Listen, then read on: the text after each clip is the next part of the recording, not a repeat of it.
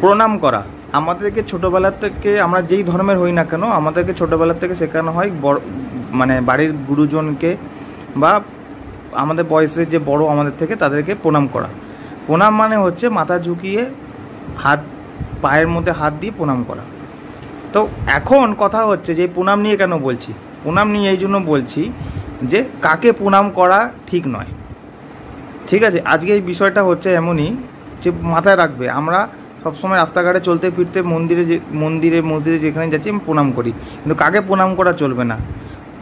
কারণ তাকেই প্রণাম করা চলবে না যে দেখবে সারা একদম পাপ কাজে লিপ্ত আছে, মানুষের ক্ষতি করছে, মানুষের খারাপ ভাবছে, কোনো না কোনো খারাপ কাজের সাথে যুক্ত আছে।